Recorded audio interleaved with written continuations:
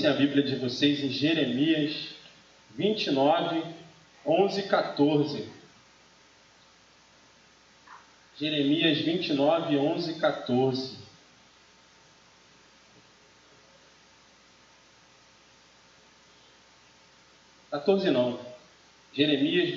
Jeremias 29, 11. A gente vai ler do 11 ao 14, me perdoa.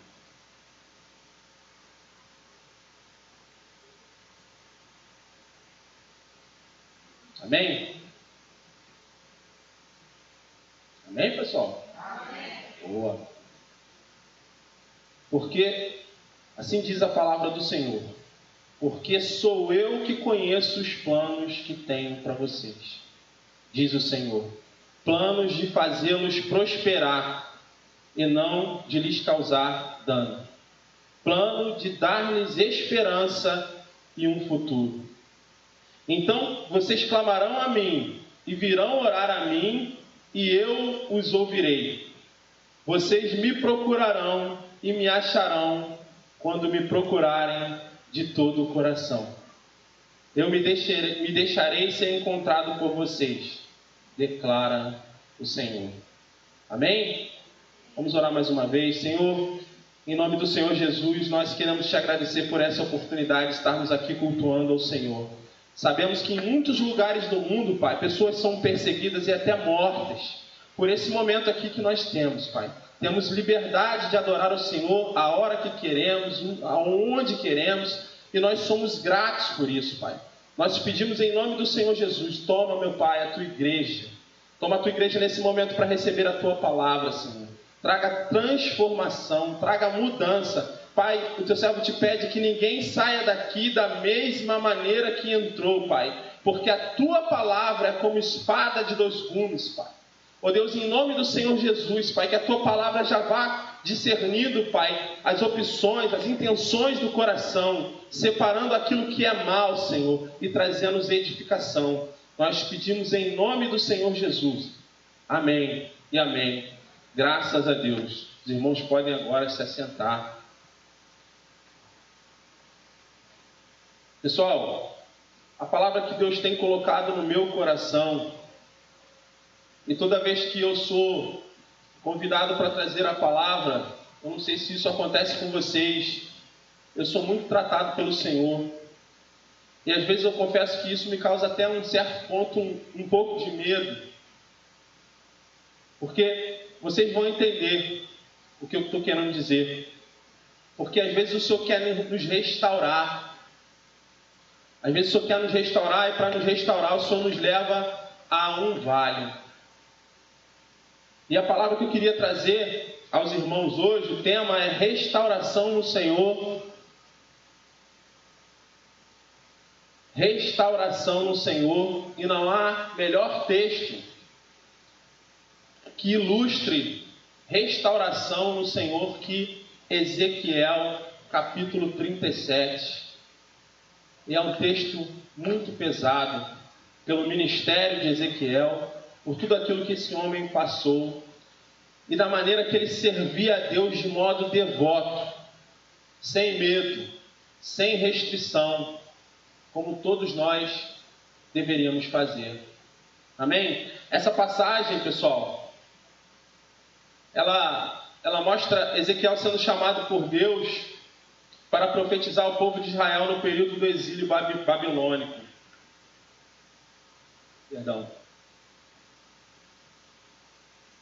Eu creio que esse é o capítulo mais famoso do livro de Ezequiel, uma vez que toda vez que as pessoas falam, toda vez que as pessoas querem mostrar, ilustrar uma história, um exemplo de restauração, é esse versículo que é usado, esse capítulo que é usado. Ezequiel significa Deus fortalece, título mais que apropriado para o livro e para o profeta, se os irmãos conhecem o ministério de Ezequiel. Ezequiel era contemporâneo de Daniel e de Jeremias. Eles profetizavam mais ou menos no mesmo tempo. Mas o ministério de Daniel e de Ezequiel diferem de todos os outros. Porque, primordialmente, o ministério de Ezequiel e de Daniel, eles tiveram início e foram exercidos fora da Palestina. Ambos tinham quase a mesma idade. Ezequiel foi exilado em aproximadamente 597 a.C. E ele ficou numa colônia chamada Tel Abib, nas proximidades do grande canal Quebar, que era um canal que ficava entre o rio Eufrates e o rio Tigres. E circuncidava, corria em volta da Babilônia. Pessoal, eu estou contando essa história para vocês para introduzir o tema. Porque Ezequiel vivia um cenário religioso de destruição. O cenário religioso era um dos piores porque o povo de Israel estava sendo exilado para a Babilônia. E imaginem um povo festivo, um povo alegre, um povo receptivo como o povo de Israel, sendo exilado, cativo, escravizado, por um povo que eles consideravam pagãos, por um povo ímpio. Amém. Obrigado. Deus te abençoe, tá? Por um povo ímpio.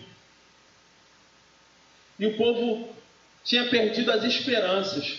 O povo estava triste. E a gente pode ver isso, se os irmãos quiserem acompanhar, no Salmo 137.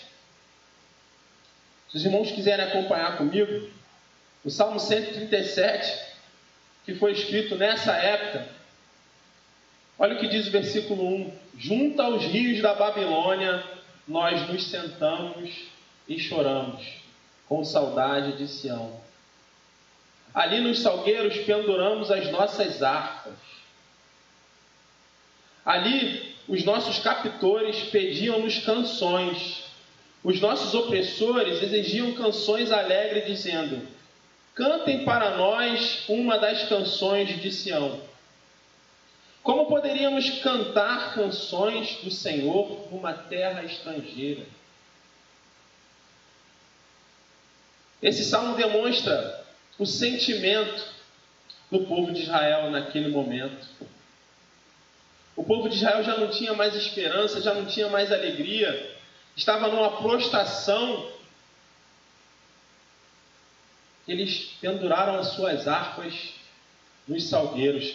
E talvez os irmãos se perguntem: o que simboliza pendurar as harpas nos salgueiros? Ora, existiam lá os levitas, e isso simbolizava suspender o ministério, suspender o trabalho.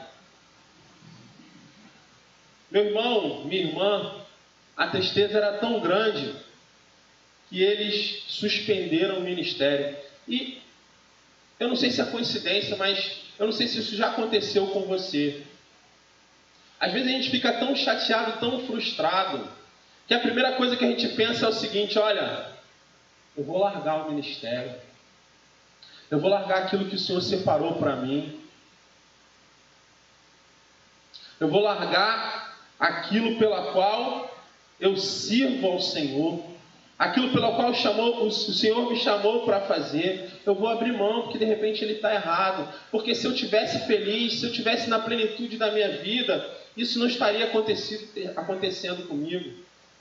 Talvez a gente pense dessa forma, e muitas das vezes a gente se decepciona com as circunstâncias da nossa vida, assim como o povo de Israel estava decepcionado.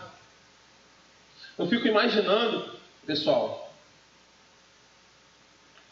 alguém que nós consideramos incircunciso entra na nossa casa, sequestra a nossa família e nos leva para um lugar onde nós não queremos ir e nos escraviza. Esse era o sentimento do povo de Israel, de diminuição, de humilhação, de prostração. E o cenário, pessoal, era tão ruim que não haviam templos. Não haviam meios para que o povo cumprisse os ritos religiosos ordenados por Moisés. Muito parecido com hoje. Quando, durante essa pandemia, nós ficamos impedidos de estarmos juntos adorando ao Senhor durante um tempo. O único lugar de ajuntamento religioso registrado por Ezequiel era a sua própria casa. Ele usava a sua própria casa para lecionar, para ensinar, para ministrar aos anciãos. Não haviam sacrifícios, porque não haviam templos. Não haviam festas, ou seja, tudo parou. E nesse cenário, dentro desse cenário de tristeza, desse cenário de frustração, Ezequiel foi chamado pelo Senhor. Imagina você começar o teu ministério. Imagina você ser chamado por Deus num cenário desse. Eu creio que por muito menos a gente hesita. Às vezes na primeira dificuldade que a gente tem, a gente já põe em xeque aquilo que o Senhor separou para nós. Amém, pessoal? Então, Deus, quando chama Ezequiel, Ele diz: olha, eu estou te chamando para profetizar para uma nação rebelde. Eu estou te chamando para profetizar a uma nação de dura cerviz. Eu estou te chamando para profetizar para gente desobediente, para gente que não gosta de ouvir a minha voz, para gente que não está nem aí para mim. Tem diferença de hoje, pessoal? Tem diferença? Mas o Senhor também diz a Ezequiel: olha, Ezequiel, tudo isso vai acontecer, mas você não tem compromisso com eles. Você tem compromisso comigo. Então você vai fazer tudo o que eu disser para você fazer. E você vai falar tudo o que eu disser para você falar. Quer eles gostem, quer eles não gostem. Quer eles queiram te ouvir, quer eles não queiram te ouvir. Você vai fazer o que eu mandar você fazer. Então, trazendo para os dias de hoje, meus irmãos, o Senhor estava mostrando para Ezequiel o que ele ia fazer no seu ministério, o que ele ia ter que fazer, o que ele ia ter que enfrentar. E talvez os irmãos perguntem: mas nossa, mas ele é Deus, ele é todo poderoso, por que ele está fazendo isso?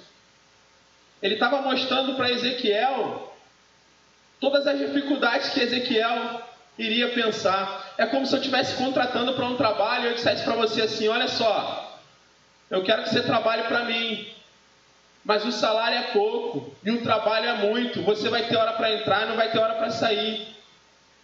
O que eu e você faríamos numa situação dessa? Eu não quero esse trabalho, eu não vejo vantagem. Mas foi assim que o Senhor falou para Ezequiel: olha, você vai falar, mas ninguém vai te ouvir. Eles vão tapar os ouvidos. Eles não vão prestar atenção. Trazendo pelos dias de hoje, meus irmãos. Olha, você vai falar. Eles não vão te ouvir. Uns vão dormir. Outros vão pensar nos problemas. Outros vão olhar o celular, vão olhar o WhatsApp, vão olhar o Facebook, vão olhar as redes sociais. Outros vão estar imaginando várias coisas. Mas você não se abale com isso. Faça o que eu te mandar fazer. E o Senhor dá esse aviso a Ezequiel por 2 motivos. O primeiro deles é para que Ezequiel não desanimasse quando ele fosse rejeitado, quando ele não fosse ouvido. Porque um profeta fala, gente. E quem fala quer ser ouvido por alguém. Ninguém fala sem pretensão. Quem fala quer se sentir importante. Quem fala quer se sentir ouvido. E o segundo motivo era para que Ezequiel não se engrandecesse quando ele fosse usado poderosamente nas mãos do Senhor. E o que o Senhor estava dizendo para Ezequiel, e talvez seja um exemplo para a gente contemporaneizar, era: olha, Samuel, ou Ezequiel, você vai falar, mas você não vai ter curtida, não vai ter joinha, ó. O pessoal vai te ignorar, mas ainda assim você vai fazer o que eu quero que você faça. E nesse cenário, pessoal, e aí eu vou pedir para os irmãos, enquanto eu falo, já irem abrindo, no livro de Ezequiel, capítulo 37, nesse cenário, Ezequiel tem uma visão. Dentro desse cenário todo que a gente conversou aí, Ezequiel tem uma visão, é uma visão do Senhor.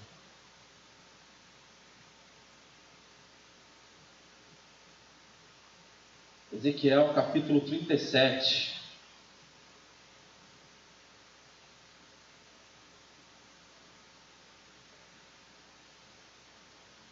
Quem achou diz amém? Amém. Olha o que diz o versículo 1, pessoal. A mão do Senhor estava sobre mim, e por seu espírito ele me levou a um vale cheio de ossos. Ele me levou de um lado para outro, e pude ver que era enorme o número de ossos no vale, e que os ossos estavam muito secos. Em outra versão, que os ossos estavam sequíssimos. Vamos parar para mastigar esse alimento espiritual, pessoal. O Senhor pegou Ezequiel pela mão e levou ele num vale. E às vezes as pessoas me falavam de vale, eu sempre ouvi, mas eu linkava, eu tinha um link de vale, é um lugar bonito, florido. Só que o Senhor levou Samuel, ou Ezequiel, num vale cheio de ossos secos. Eu imagino, pessoal, igual um cemitério. Quem aqui já foi no cemitério? Acho que todo mundo, né? Imagina um cemitério sem aquelas lápides, só a terra e só ossos espalhados pelo chão, só restos mortais. E o Senhor levou Ezequiel nesse lugar. E ele olhou e ele viu só ossos secos, ou seja, não havia vida alguma. E não só levou, pessoal. Tem gente que, às vezes a gente vai num sepultamento de alguém e a gente fala assim: olha, eu vou no sepultamento prestar minha homenagem, mas eu não quero andar muito, não tem lugar para passear, não tem o que eu conheci aqui, então eu vou ficar aqui quietinho no meu canto. A gente espera a solenidade acabar e retorna aos nossos lares, né? Talvez com Ezequiel pudesse ser assim, mas o Senhor o fez andar de um lado para outro. E eu me pergunto, será porque qual é o objetivo do Senhor em levar Ezequiel a andar de um lado para o outro? Ezequiel precisava conhecer a dimensão do vale, o tamanho do problema. E ele viu que o vale estava cheio de ossos, e além disso, como eu já disse, os ossos estavam sequíssimos, em estágio, se fosse de repente em estágio de putrefação, mas estava muito além disso. Imagina, pessoal, ossos sequíssimos. No versículo 3 ele diz assim: ele me perguntou, filho do homem, esses ossos poderão tornar a viver? Eu respondi: ó Senhor, só tu o sabes.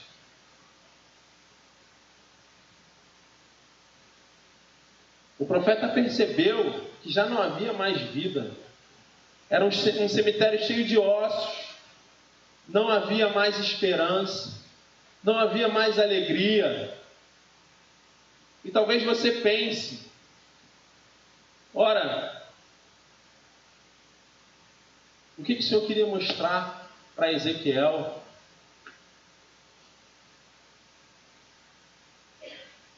Eu digo para você, pessoal, esse vale cheio de ossos secos era o reflexo, era a realidade da situação especial, espiritual de Israel. E isso é difícil da gente mensurar, porque um povo tão abençoado, um povo tão rico, um povo que viu tantas maravilhas de Deus, está por dentro como um vale de ossos secos. Isso aconteceu porque o povo de Israel pecou contra o Senhor. O povo de Israel se desviou dos caminhos, dos propósitos do Senhor. O povo de Israel decidiu idolatrar, decidiu deixar de confiar no Senhor dos exércitos e se prostituir com outros deuses. E às vezes também é assim conosco. Às vezes a gente se arruma, toma um banho, põe um perfume, corta o cabelo, compra roupas bonitas, e por fora estamos belos, exuberantes, atraentes, cuidamos do nosso corpo, ficamos bem fisicamente. As pessoas que nos olham dizem, olha, beleza, mas por dentro, pessoal, está como esse vale de ossos secos. Porque está vivendo no pecado. Porque está vivendo na idolatria. Então o profeta responde, Senhor, eu já não tenho certeza. Imagine. Será que algo pode acontecer para mudar essa situação? São ossos secos. O que pode acontecer? Então o profeta responde, eu já não tenho certeza, Senhor, eu já não consigo imaginar a restauração. São apenas ossos. Então ele me disse, profetize a esses ossos. Diga-lhes, ossos secos, ouçam a palavra do Senhor. E o sentido da palavra profetizar aqui, do original, quer dizer transmitir a palavra de Deus. Ossos secos, ouçam a palavra do Senhor. Assim diz o soberano Senhor a estes ossos: farei um espírito entrar em vocês, e vocês terão vida. Porei tendões em vocês, e farei aparecer carne sobre vocês, e cobrirei com pele. Porei um espírito em vocês, e vocês terão vida. Então vocês saberão que eu sou o Senhor. E eu profetizei conforme a ordem recebida. Enquanto profetizava, houve um barulho, um som de chocalho, e os ossos se juntaram, osso com osso. Olhei e os ossos foram cobertos de tendões e de carne, e depois de pele, mas não havia espírito neles. A seguir ele me disse, profetize ao Espírito, profetize, filho do homem, e diga-lhe, assim diz o soberano, o Senhor, venha desde os quatro ventos, ó Espírito, e sopre dentro desses mortos, para que vivam. Profetizei conforme a ordem recebida, e o Espírito entrou neles. Eles receberam vida, e se puseram de pé. Era um exército enorme. Louvado seja o nome do Senhor. Então ele me disse, filho do homem, esses ossos são toda a nação de Israel. Eles dizem, nossos ossos se secaram e a nossa esperança desvaneceu-se. Fomos exterminados, Por isso profetize e diga-lhes: assim diz o soberano Senhor, ó meu povo, vou abrir os seus túmulos e fazê-los sair, trarei vocês de volta à terra de Israel. E quando eu abrir os seus túmulos e os fizer sair, vocês, meu povo, saberão que eu sou o Senhor. Porém o meu espírito em vocês, e vocês viverão. E eu os estabelecerei em sua própria terra. Então vocês saberão que eu, o Senhor, falei e fiz. Palavra do Senhor. Como se ele precisasse assinar. No final ele assina e diz: palavra do Senhor. Ele diz: sou eu que estou dizendo.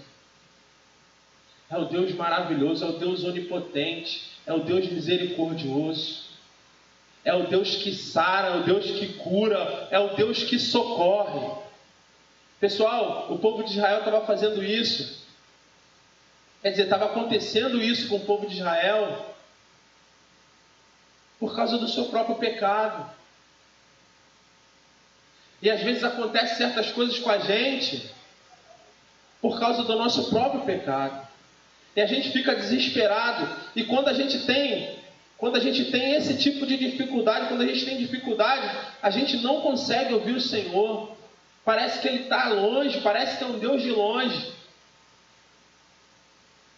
Quem aqui passou por um vale? Eu creio que todo mundo aqui já tenha passado por algum vale. Eu acabei de sair de um agora, pessoal. E eu posso falar do meu. O meu foi o vale dos ossos secos. Sabe por quê, pessoal? Chegou um ponto do meu vale que eu já não tinha mais esperança. Chegou um ponto do meu vale que eu já não conseguia mais ouvir a voz do Senhor. Era o vale dos ossos secos. E talvez seja assim com você. Talvez tenha uma área na sua vida que você diga assim: Senhor, eu vou desistir, não dá mais.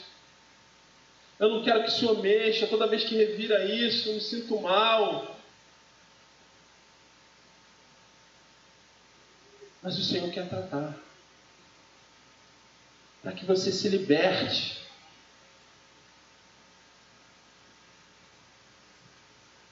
E às vezes o Senhor vai perguntar para você assim, ó: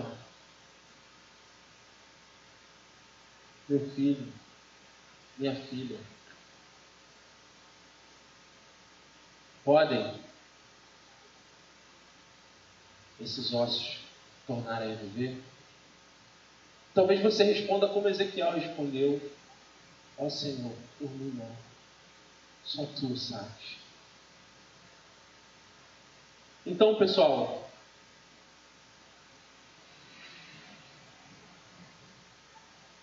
o povo de Israel foi escravizado, foi exilado, foi maltratado por causa do seu próprio pecado. Eu não sei você, imagina uma pessoa que já te maltratou, uma pessoa que já judiou de você, uma pessoa que não quis te ouvir, quando você falou assim: fulano, não faz isso, isso vai prejudicar você. Qual é a nossa primeira impressão? Qual é o nosso primeiro impulso? Pelo menos o meu.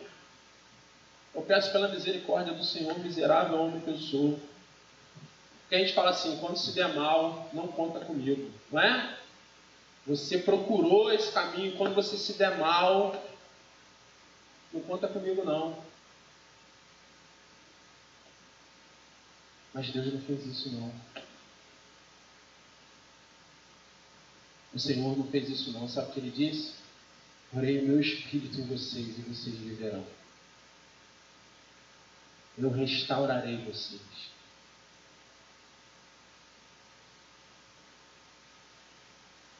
Quem quer ser restaurado pelo Senhor hoje? Quem reconhece que precisa ser restaurado pelo Senhor?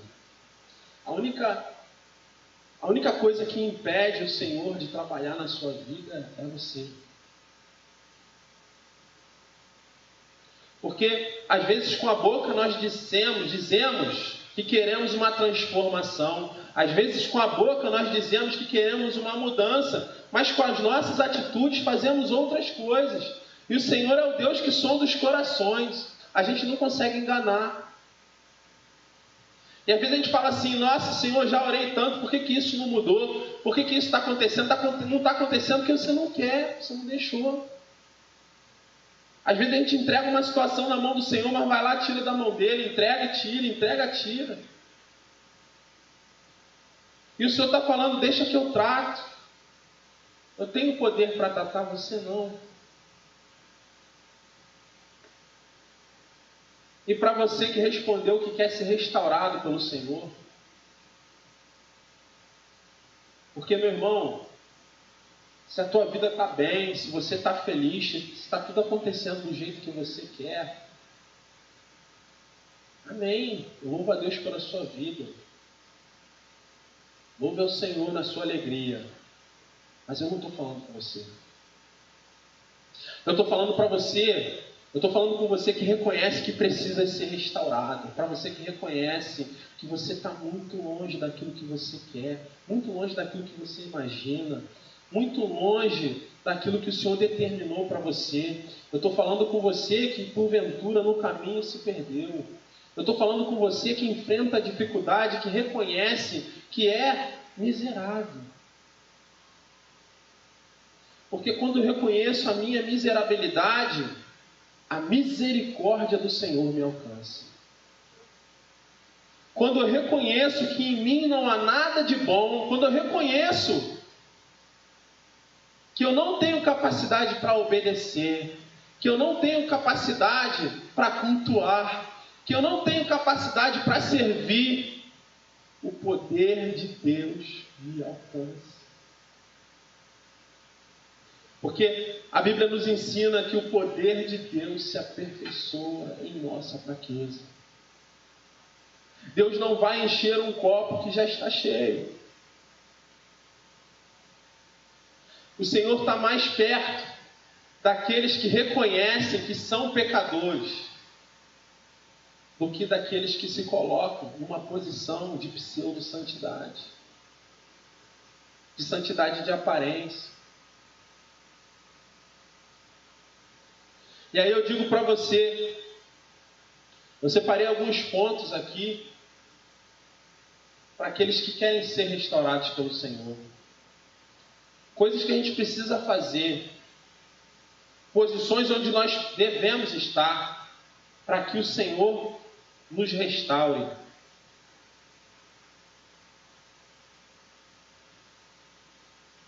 E a primeira coisa que eu separei aqui, meus irmãos, é postura. Postura. E por que eu estou dizendo isso? Porque isso aqui,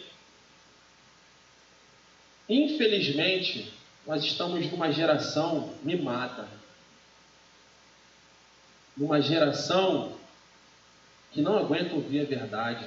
E cada vez que eu penso nisso, e eu não estou me excluindo disso não. E cada vez que eu penso nisso, eu louvo a Deus pela vida do nosso pastor. Sabe por quê, pessoal? É muito difícil ser pastor.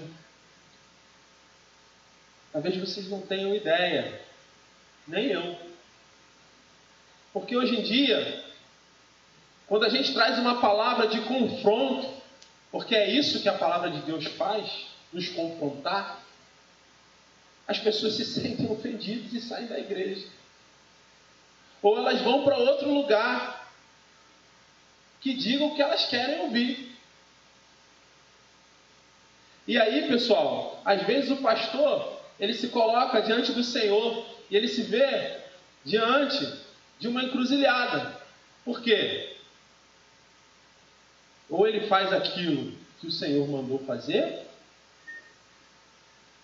ou ele agrada as multidões. Por isso eu louvo a Deus pela vida do nosso pastor. Porque muitos têm aprendido aqui. E pessoal, qual é a postura que o Senhor requer de mim para dar início ao meu processo de restauração? Qual é a postura que o Senhor quer de mim? E No livro também de Ezequiel, no capítulo 2, não precisa abrir, se você quiser, no capítulo 2, no versículo 1 e 2, ele diz assim, olha só pessoal, presta atenção. Ele me disse, filho do homem, fique em pé, pois eu vou falar com você. Enquanto ele falava, o Espírito entrou em mim e me pôs de pé, e ouvi aquele que me falava. Olha só, pessoal, filho do homem, fique em pé, pois eu vou falar com você. E o Espírito entrou em mim e me pôs de pé. Eu fico imaginando, pessoal, uma pessoa sem dificuldade física. Por que o Espírito de Deus precisava colocá-lo de pé? Ele podia levantar-se. Eu fico imaginando, o que aconteceu aqui? Talvez esse homem também estava consternado, entristecido, deprimido com a situação da sua nação. Estava prostrado. E quantas vezes isso não acontece conosco? As adversidades, as situações da vida, aquilo que nos leva a nos entristecer e às vezes até a nos prostrar. Às vezes ficar prostrado, entristecido, entregue, com pena de nós mesmos. Ah, Senhor, por que eu estou passando por isso? Era melhor o Senhor me levar. Quantas vezes você já não viu isso? Se bobear, quantas vezes a gente já não falou também? Melhor me levar, estou sofrendo desse jeito. Mas Deus não falou com ele desse jeito. A ordem do Senhor foi, fique de pé, pois eu vou falar com você. E ele precisou do Espírito de Deus para colocá-lo de pé. Eu fico imaginando tamanha tristeza desse homem. Enquanto ele falava, o Espírito entrou em mim e me pôs de pé. Eu posso te contar um segredo? Vou fazer uma pergunta para você. Quero que você pense na resposta. O que tem em comum em Jonas, Jeremias, Josué, Elias, Ezequiel? O que esses homens de Deus têm em comum? Todos eles eram profetas e levaram a mensagem de Deus ao povo, todos eles. E tem uma peculiaridade entre eles. O Senhor usou a mesma palavra para exortá-los, a mesma palavra. Os irmãos vão perceber. Vocês lembram quando Deus mandou Jeremias ir à casa do olheiro? O que o Senhor falou com Jeremias? Levanta-te, vá à casa do olheiro. Quando o Senhor falou com Josué, no versículo 1, salvo engano, ele diz a Josué, levanta-te, meu servo Moisés já é morto, levanta-te. Com Elias, o Senhor usou a expressão erga-te. Pessoal, quando o Senhor usa essas expressões, levanta-te, erga-te, ponha-te de pé, sabe o que está querendo a gente? Postura. O que ele está dizendo é o seguinte: saia desse vale da tristeza, ponha-te de pé, porque eu vou falar com você. Ponha-te de pé. Deus não entrega a sua palavra para quem não tem postura para recebê-la. E talvez você se pergunte, Rodney, por que você está falando isso? Porque, meus irmãos, tem gente que vem aos cultos, ouve, são ouvintes de pregação. ouvem várias pregações, são assíduos, são imbuídos no objetivo de vir à igreja, no objetivo de cultuar ao Senhor, mas se permite sair do culto do mesmo jeito. Ora, meu irmão, aqui é um ambiente espiritual. O Deus que nós adoramos aqui é o dono de todas as coisas. É o Deus que criou todas as coisas. É o Deus que pode mudar qualquer situação. Operando o Senhor, quem impedirá? Como eu posso sair daqui do mesmo jeito que eu entrei? É impossível. Mas por que isso acontece? Porque muitas das vezes a gente não tem postura. A gente não tem postura. Então a primeira coisa que eu preciso fazer para que o Senhor Ele inicie o processo de restauração em mim é ter postura. Às vezes você vai ouvir do Senhor: erga-te, põe-te de pé, levanta-te, pois eu vou falar contigo. Você tem que estar pronto para ouvir a palavra do Senhor.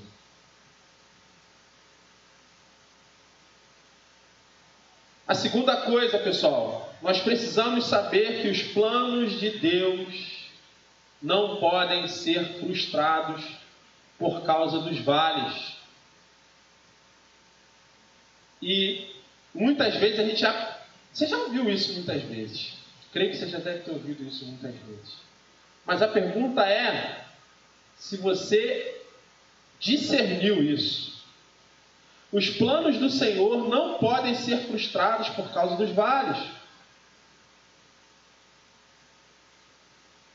Então, quando eu digo essa palavra, eu lembro de Jó 42:2.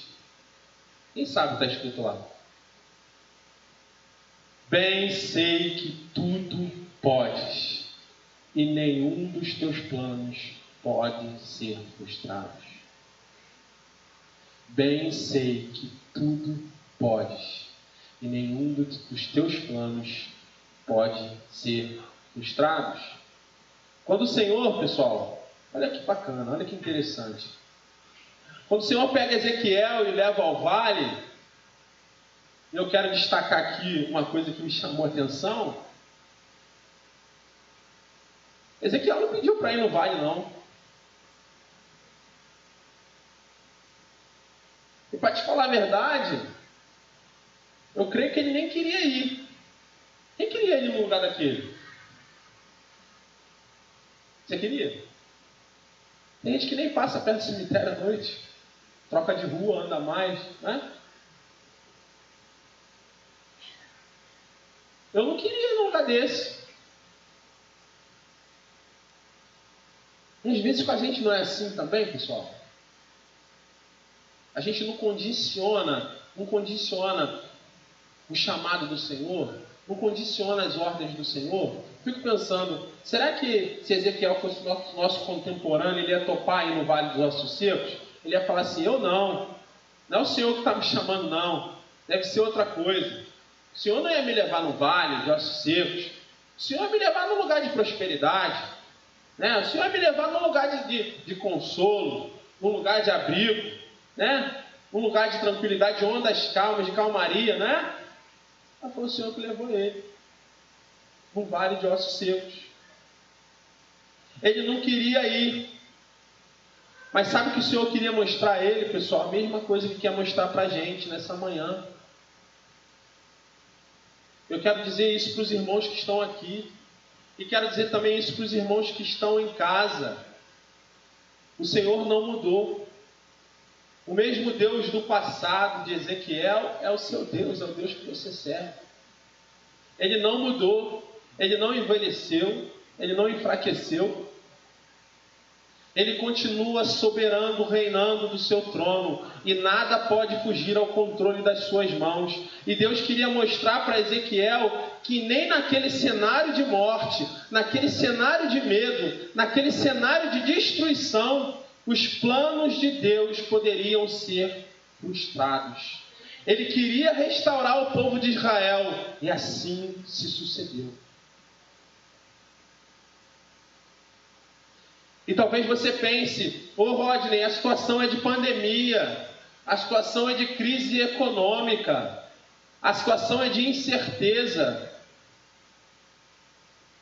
a situação é de dificuldade. É verdade? É verdade. Mas os planos de Deus para a tua vida não podem ser frustrados.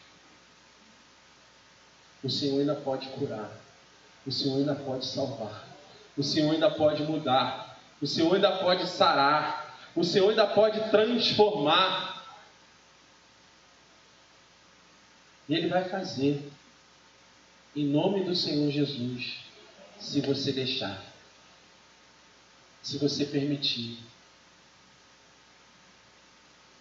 Talvez aquela pessoa da sua família que se desviou do caminho do Senhor, você tem orado. Você tem orado. E os anos se passam. E a impressão que tem é que nada acontece. Que as coisas não mudam. Talvez aquela situação que você se colocou e as circunstâncias te levaram a crer que é uma situação de impossibilidade. Eu digo para você, meus irmãos, o Deus da Bíblia, o único Deus, o Senhor dos exércitos, tem como especialidade a impossibilidade. Os planos de Deus não podem ser frustrados por nenhum vale. E essa é a segunda lição. Para quem quer ser restaurado pelo Senhor, você tem que entender que o vale não limita os poderes do Senhor. Não limita. Esse vale não vai te matar. A terceira coisa, pessoal, é que o vale é lugar de restauração. Vale é lugar de restauração. Assim como existia promessa de restauração para o povo de Israel, e eles se corromperam porque eles desobedeceram a ordem do Senhor, eles desobedeceram a palavra do Senhor, eles se corromperam porque eles decidiram seguir um caminho diferente daquele que o Senhor tinha traçado, e mesmo assim, ainda assim, tinha a promessa do Senhor na vida deles. E assim como existia uma promessa de restauração do povo de Israel, existe também uma promessa de restauração na sua vida. E assim como Deus cumpriu a promessa num povo de Israel, que se comparava a um vale de ossos secos, o Senhor também tem poder para cumprir a promessa dele na sua vida. Ele tem poder, meu irmão. Olha o que diz 2 Coríntios, capítulo 1, versículo 20. Pois tantas quantas forem as promessas feitas por Deus, todas elas têm em Cristo o sim. Por isso, por meio dele, o amém é pronunciado por nós para a glória de Deus. O Senhor tem promessa para a tua vida, meu irmão. O Senhor tem promessa para a tua vida. Sabe, meus irmãos, eu comentei com vocês que eu passei por um vale. E a diferença é que Ezequiel foi sozinho. Estava só ele e o Senhor. Quando a gente passa por um vale, a gente acaba levando as pessoas que nos amam também. Porque elas sofrem nos vendo sofrer. Eu passei por um vale dos ossos secos, meus irmãos. Sem esperança. Sem promessa. Assim como o povo de Israel. Talvez seja por isso que o Senhor me levou a trazer essa palavra para vocês. Eu passei por um vale. E nessa hora você começa a procurar a palavra do Senhor, assim como Ezequiel fez. Ezequiel ouviu a palavra do Senhor, o Senhor ordenou que ele profetizasse. E nessa hora a gente começa a querer ouvir a palavra do Senhor, querer buscar uma orientação do Senhor. E eu não achava nada, talvez porque eu estava cego, porque no sofrimento, na dor, a gente quer uma solução imediata. Mas o Senhor fez comigo igualzinho ele fez com Ezequiel. Me colocou para andar de um lado para o outro do vale. Você vai ficar prostrado aí não, cara. Mas eu quis me prostrar. Eu quis chorar, ficar triste, mas eu não podia, porque o Senhor não deixou. Você vai andar de um lado para o outro. E você vai continuar vivendo. Você vai continuar trabalhando. Você vai continuar estudando. Você vai continuar sendo marido. Você vai continuar sendo pai. A sua esposa vai continuar sendo esposa. A sua mãe vai continuar sendo vó. Sua mãe, você não vai parar. E assim creio que foi feita a vontade do Senhor. Eu liguei para um amigo meu. É uma pessoa que eu gosto muito, que me aturou muito nos tempos de perdidão. Quem sabe o que é tempo de perdidão? Não é tempo de perdição não, pessoal. É tempo de perdidão. Quando eu era perdidão, esse amigo, ele sempre teve maior paciência comigo, pregava a palavra de Deus. E sabe o que eu dizia para ele? Olha só, já vem esse crente para cá, pregar para mim essa palavra de enganação. Você acha que eu acredito nisso que você está falando? Eu liguei para esse cara, ele podia falar assim, pô, lembra quando tu falava que eu pregava a enganação, você está ligando para mim? Eu liguei para esse cara, não era nem para falar disso. Eu liguei para ele, eu falei para ele, meu irmão, eu estou passando por um vale, contei para ele que eu estava passando. Ele falou para mim assim, meu irmão, Deus tem promessa de Deus na sua vida. Deus tem promessa na sua vida. Então, a palavra que ele usou foi a seguinte, tem promessa de Deus na sua vida. Isso é só um vale. Aproveita para aprender o que Deus quer te ensinar. Vai passar. Rapaz, quando você está sofrendo, a pessoa te fala isso, dá uma raiva, não dá? Você não está na mesma fé que a pessoa. Você quer ouvir uma palavra de conforto, mas ele me disse exatamente o que Deus mandou ele dizer. Porque aquela palavra ficou ecoando dentro do meu coração. Olha, tem promessa de Deus na tua vida, tem promessa de Deus na sua vida. Vai passar, esse vale vai acabar. E foi exatamente isso que eu quero passar para os irmãos. O processo de restauração, pessoal, ele começa dando estrutura ao nosso corpo. Quando Deus quer nos restaurar, Ele não nos leva para as redes sociais. Às vezes a gente mede o sucesso das pessoas com a quantidade de popularidade que as pessoas têm, mas com o Senhor não é assim. Quando o Senhor quer te usar, quando o Senhor quer te ministrar, quando Ele quer te restaurar, Ele vai te levar para o vale. Ele vai te levar para um lugar onde ninguém te vê. Ele vai te levar para um ostracismo. Um lugar onde você vai estar só com Ele. Um lugar onde você vai depender só dEle. Depois que isso acontece, depois que o Senhor trabalhou em você, depois que Ele fez o que Ele queria, depois que Ele talhou o seu coração, aí Ele não vai te tirar do vale. Ele vai continuar tratando você, mas Ele vai mandar pessoas até o vale para que você trate, para que você conte a sua experiência. E sabe o que acontece, pessoal? Às vezes a gente se coloca na zona de conforto. Porque a Bíblia diz que a gente tem que morrer para viver. E estar disposto a viver para morrer. Mas a gente se coloca numa zona de conforto. E que zona de conforto é essa? Na zona de conforto que a gente acha que não pode tratar de ninguém. A gente não pode abrir mão da nossa vontade em detrimento da vontade de ninguém. A gente não sai para socorrer ninguém, porque nós estamos ocupados com os nossos problemas, com as nossas próprias aflições, com as nossas próprias atividades. Mas enquanto você trata o seu irmão, Deus trata de você. Enquanto você enxuga a lágrima do seu próximo, Deus enxuga a sua lágrima. Enquanto você morre em prol de alguém, o Senhor restaura você.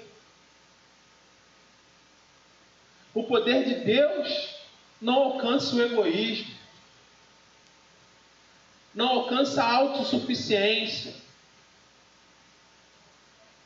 O poder de Deus alcança o amor. E o processo de restauração começa, pessoal, dando estrutura ao nosso corpo. A Bíblia fala que o Senhor é um Deus que traz à existência coisas que ainda não existem. É um Deus que fala aos mortos como eles se fossem vivos. Vocês lembram quando Jesus foi chamado para curar Lázaro?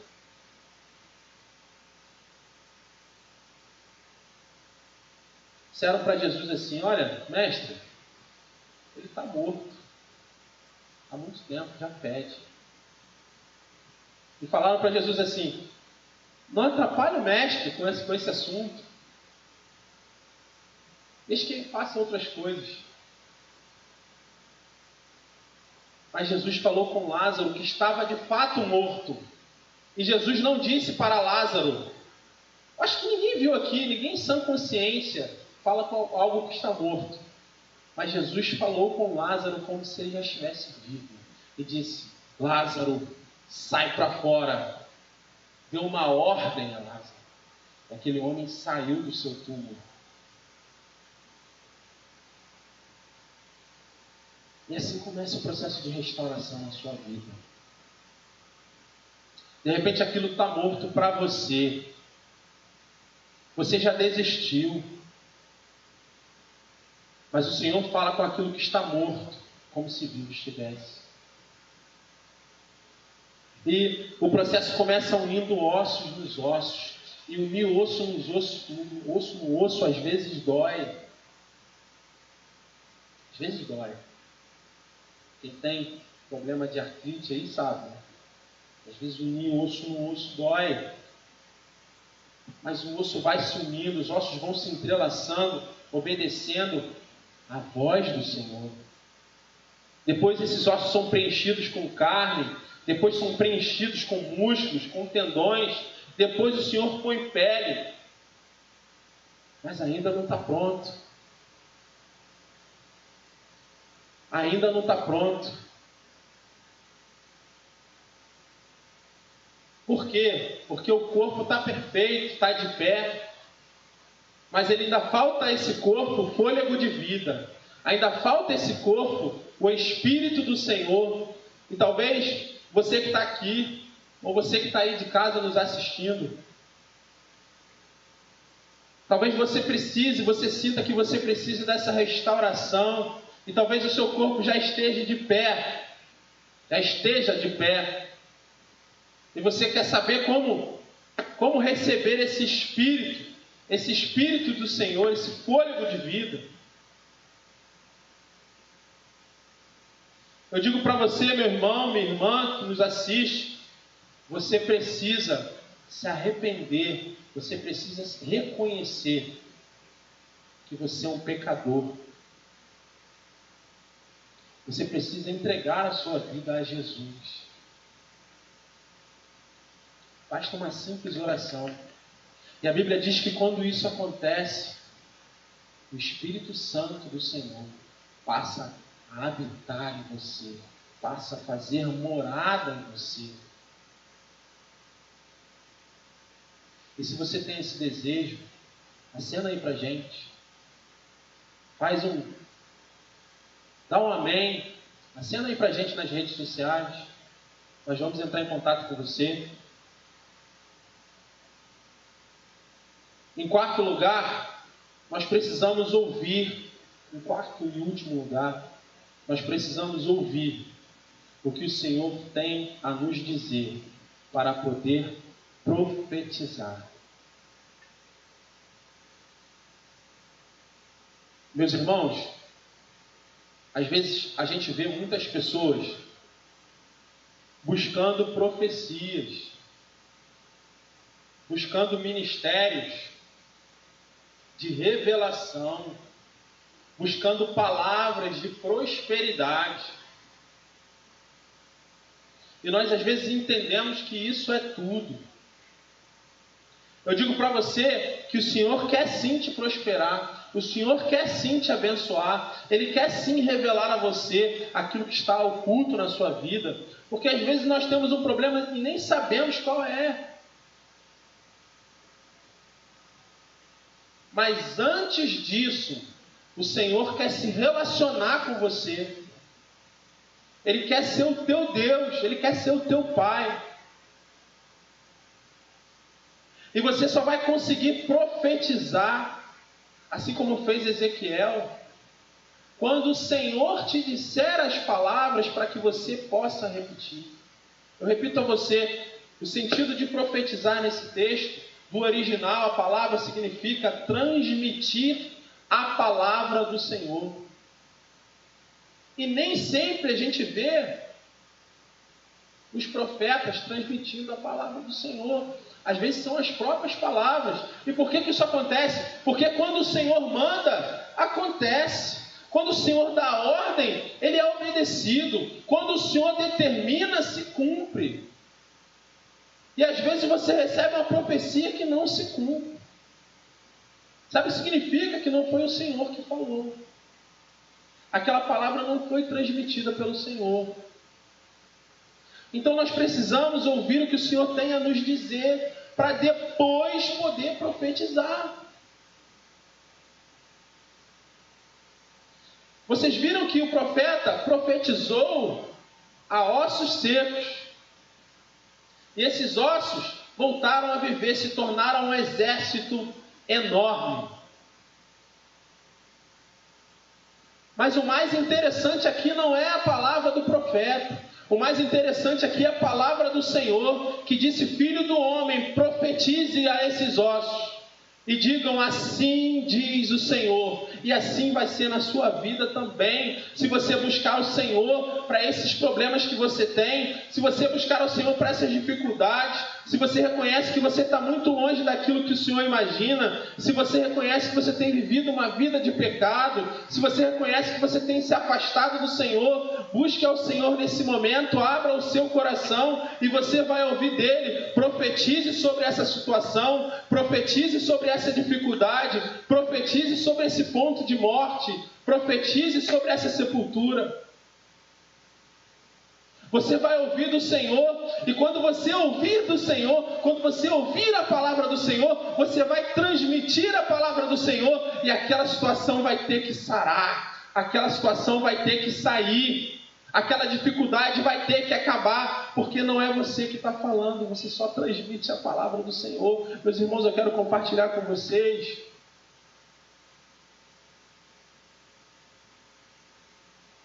Eu ainda não vi o resultado disso, mas eu já estou vendo.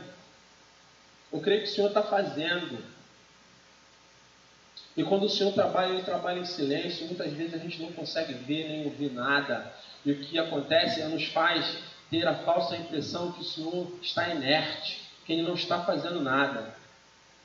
Eu quero dizer para você que a tua oração nunca vai ficar sem resposta.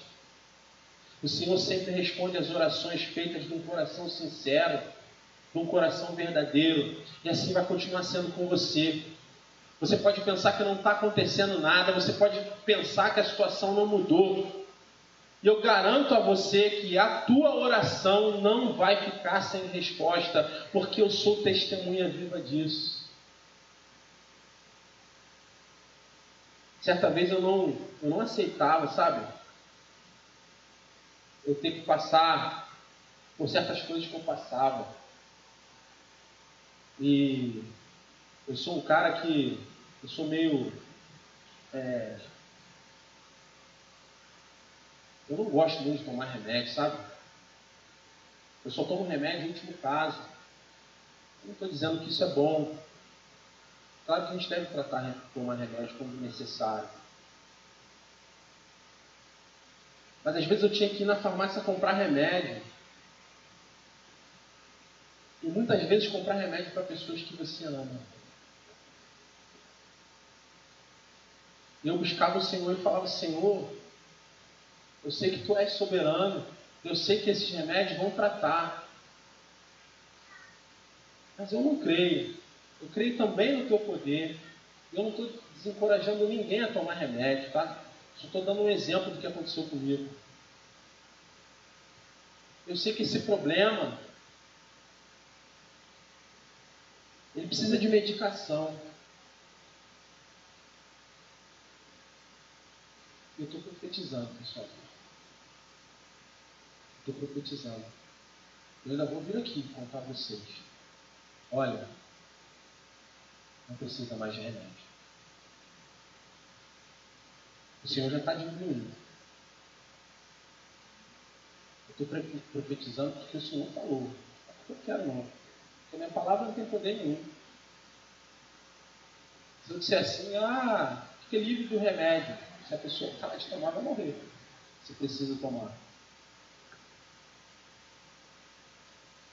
Mas eu ainda vou vir aqui dar testemunho para vocês. Eu quero dizer para você, meu irmão, que você precisa ouvir o que o Senhor tem a te dizer, para você poder profetizar. E quando você transmite a palavra do Senhor, pessoal, pessoal, às vezes a gente está mendigando, sabe? Sentado, mendigando, me dá uma moeda, me dá uma moeda. A gente não percebe que a gente está sentado em cima de um monte de dinheiro, de riquezas inumeráveis, e está mendigando. Sabe por quê, pessoal? A gente às vezes banaliza a palavra do Senhor, banaliza aquilo que o Senhor tem para as nossas vidas. A gente acha que não vai acontecer, a gente acha que não vai dar certo. A gente fica mendigando, às vezes a gente mendiga água, sentado no meio de um oásis. Amém, pessoal? Então a quarta lição era ouvir o que o Senhor tem a dizer para profetizar. Amém? Vou pedir para vocês ficarem de pé, para vocês curvarem a cabeça de vocês. E eu pedir para você que está em casa também, fechar os teus olhos, colocar diante do Senhor a tua vida,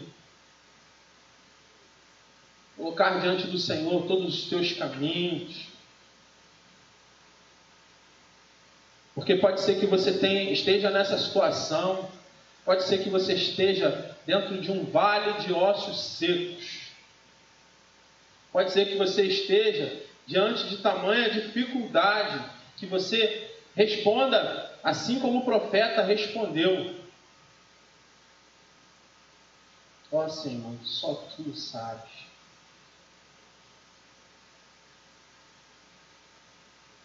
Eu quero te dizer que Deus pergunta para você nessa manhã: podem esses ossos secos voltar a viver? O Senhor pergunta: pode o meu casamento voltar a viver? Pode a minha relação com o meu filho, com a minha filha voltar a viver? Pode a minha relação com os meus pais voltar a viver? Pode essa doença ser curada? Pode essa oportunidade de trabalho aparecer? O Senhor pergunta para você.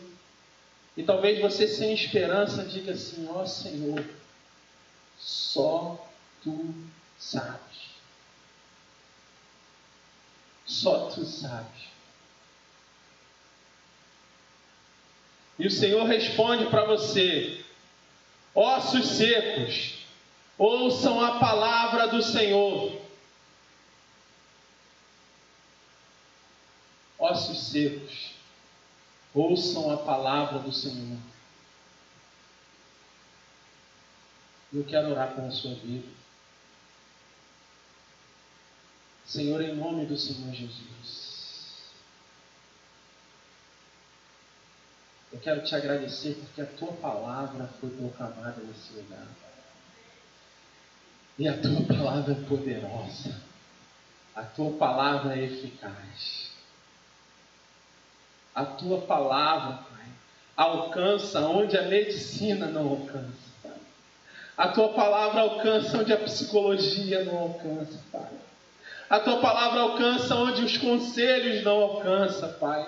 A tua palavra alcança, Pai, onde nada alcança, Pai. A tua palavra vai lá e salva, e cura, e liberta. A tua palavra traz alegria ao entristecido, traz libertação ao deprimido. A tua palavra traz transformação, regenera aquele que está perdido. A tua palavra lava o caído, Senhor.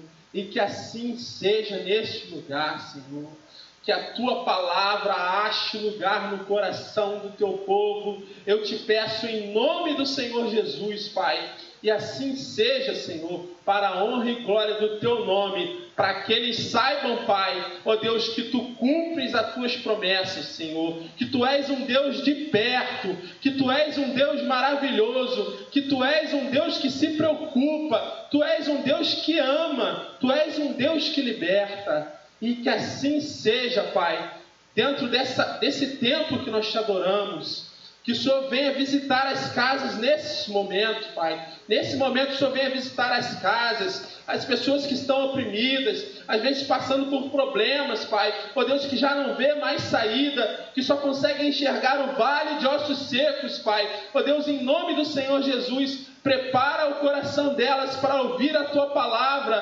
Prepara o coração delas, Pai, para ouvir o Senhor mandando-as profetizar, Pai. Ó Deus, em nome do Senhor Jesus, que elas possam dizer: ossos secos, ouçam a palavra do Senhor. E toda essa enfermidade, toda essa opressão, toda essa tristeza, toda essa depressão, toda essa ansiedade, batem retirada, todo o trono de Satanás que foi erigido na vida dessa pessoa, Pai. Ó Deus, em nome do Senhor Jesus, seja quebrado, em nome do Senhor Jesus, Pai. Nós oramos porque cremos que o Senhor é poderoso para fazer muito mais do que pensamos ou sequer imaginamos.